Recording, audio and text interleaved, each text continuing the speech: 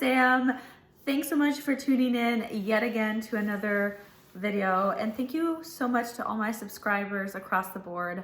I just really wanted to say thank you for following my content, sharing it, and taking the time out of your day or night to watch it. I think, it's amazing that our community is so supportive, especially the people that are very genuine and mean it.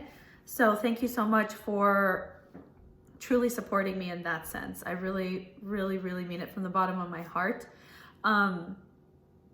So without further ado, I wanted to make this video in regards to how to land your ideal esthetician role. So a lot of you that follow my channel are in school at the moment, or you're thinking about becoming an esthetician, which is freaking amazing because there's so much opportunity in the beauty industry, whether that be literally doing services or maybe working for a skincare company or cosmetics company, or even becoming an educator, right? There's just so much opportunity to grow as a professional. And not only that, like I've mentioned in other videos, I think even on TikTok, I've made a small video about this, that there's many career paths, right? There's so many things that you can do, and not everyone is meant to do services, which is totally cool and totally fine, because sometimes, becoming an esthetician is simply just the education you get, right? But you can do so much with your license that you don't even know until you explore what those opportunities are. So I just wanted to make this video to help you if you're in school, or if you're thinking about going back to school to become an esthetician, how to land your ideal esthetician role once you're done with school, or maybe you're in the process of looking for jobs while you're in school right now, or maybe you're just actively looking because you just graduated, or whatever the case is. Esthetician interviews, for example, let's say if you're going to be doing services at a spa, majority of the time, the person that is hiring, whether that be the spa manager, maybe the owner, or maybe a mix of both doing it at the same time, they are definitely looking for your appearance in regards to how you groom yourself and how you present yourself. It's very important to know and note that this industry is very hyper-focused on your outward appearance. Making sure that you're clean and presentable in the sense that you're neat and orderly in your appearance is very important. So it's also important to note that you're not wearing heavy makeup, maybe wearing crazy lashes, and having maybe excessive long nails, or you're just having an appearance where it's too excessive. Toning it down is very important so you can present your skin so it glows literally in your interview, and you can have a nice clean appearance to your overall face and look. In my opinion, whenever I've been to esthetician job interviews, I've actually dressed up in my uniform, in what I would wear to the spa, just to be very professional and presentable. And I also groom myself accordingly.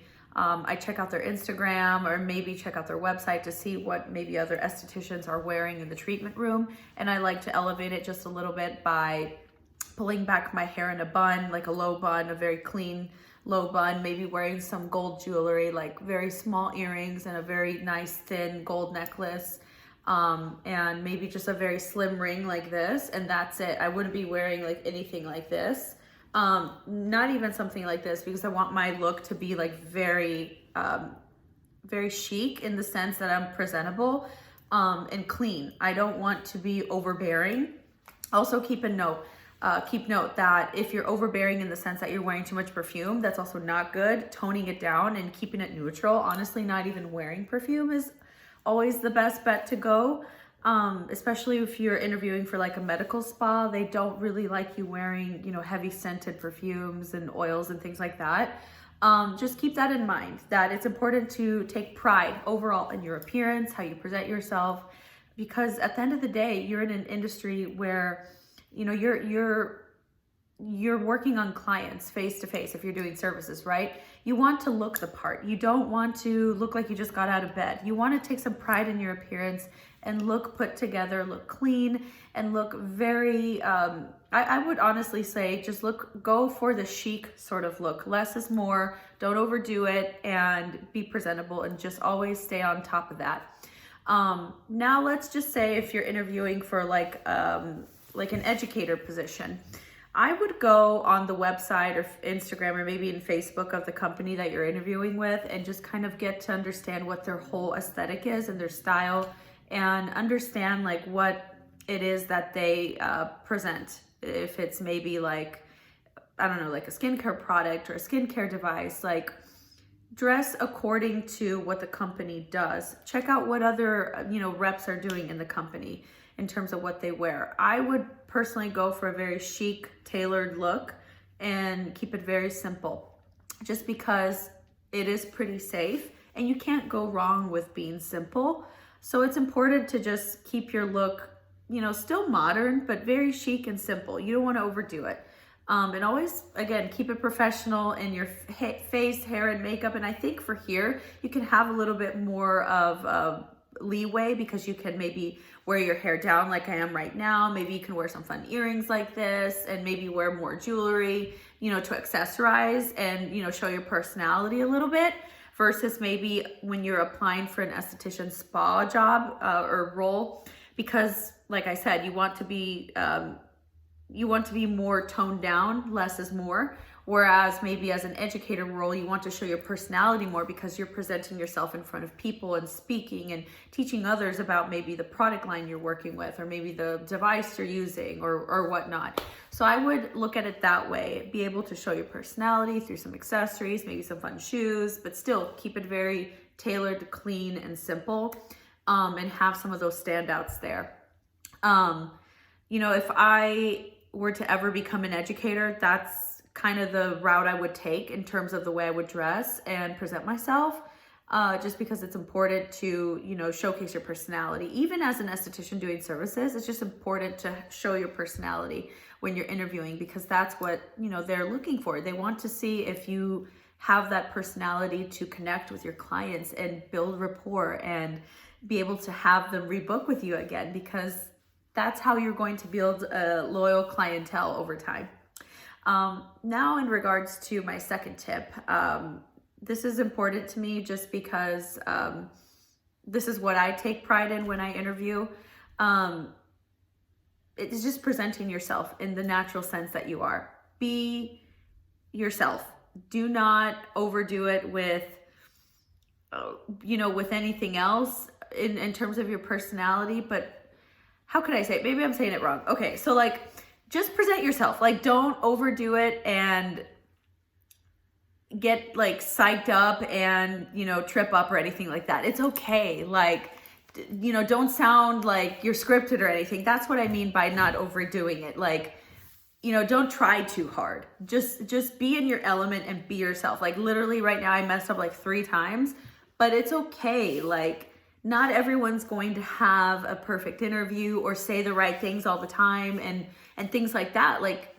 In my interviews, I never say the right things. I say the truth, and I say, what I'm good at and what I'm bad at, because I know what I'm good at and what I'm bad at, and I'm not afraid to admit that or, talk about it in an honest way. So presenting yourself in that way is very important.